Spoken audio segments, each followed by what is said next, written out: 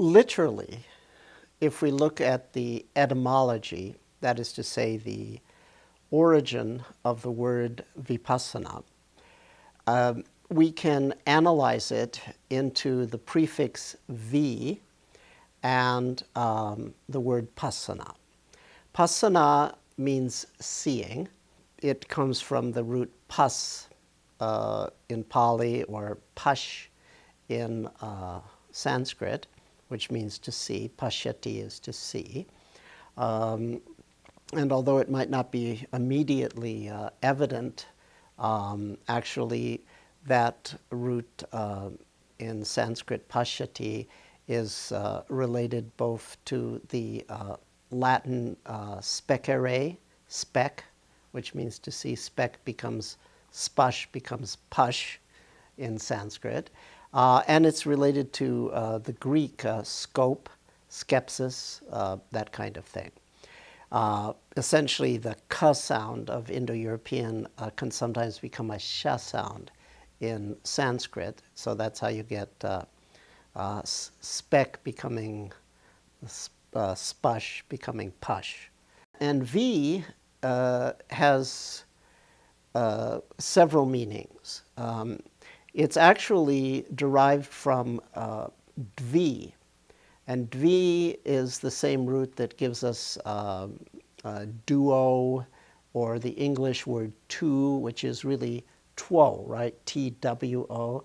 So the dv and the tw are the Indo-European root that means two, or separate, or apart. So the corresponding Greek word is dia, D-I-A, which would have been pronounced dia in ancient Greek. If you look at how dia is used in forming words in English, dia has a meaning of through. For example, diathermy is to send heat through a person as a healing modality. On the other hand, dia also means apart or separate. For example, a diagnosis is to know separately or to know distinctly. A diacritic is a distinguishing mark, something that allows you to separate similar things.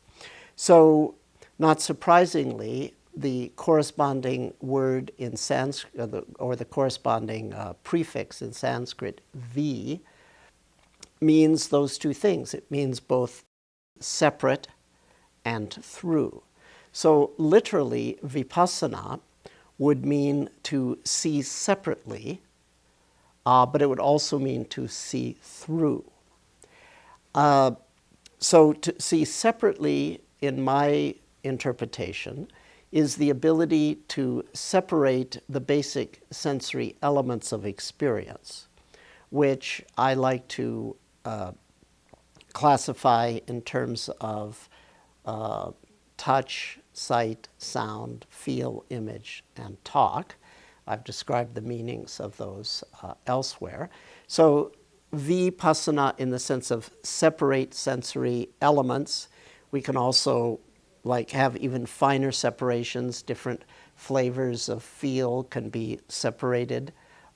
Different flavors of touch. You can distinguish different kinds of images, images that are of people, places, versus objects, and so forth. So to separate the sensory strands is one meaning of vipassana, to see separate. But vipassana also means to see through.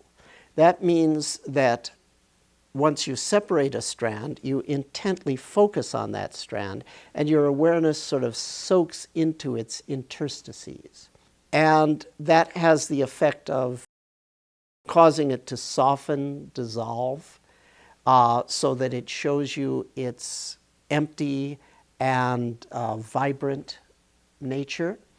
That seeing through or soaking in aspect also has the effect of reaching down into the subliminal neuronal circuitry into the unconscious itself, so that there's a kind of trickle down of clarity down to the depths of one's subconscious levels of processing. So I take Vipassana to mean the twofold endeavor of separating strands and then soaking into those strands and literally seeing through their somethingness. Now, Vipassana also has a third meaning. The V can be combined with Passana to mean insight. In other words, the aha or wisdom experience, the change in paradigm that we call no self or insight into the marks of existence or enlightenment.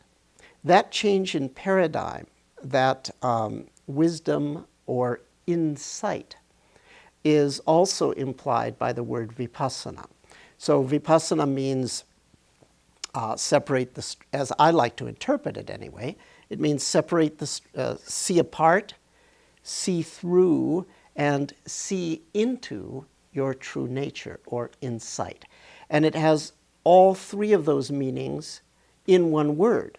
So we don't have anything like it in English. There's no English equivalent. There's no word in English that means separate your sensory experience into natural components, soak your awareness into those components, and as the result of that, you will experience a paradigm shift called wisdom. Vipassana means all of that as one word. So in my usage, I essentially use vipassana and mindfulness as synonyms. Now, strictly speaking, historically, the word mindfulness goes back to sati or satipatthana, goes back to a different word. But really the notions are, in my way of thinking, are essentially the same.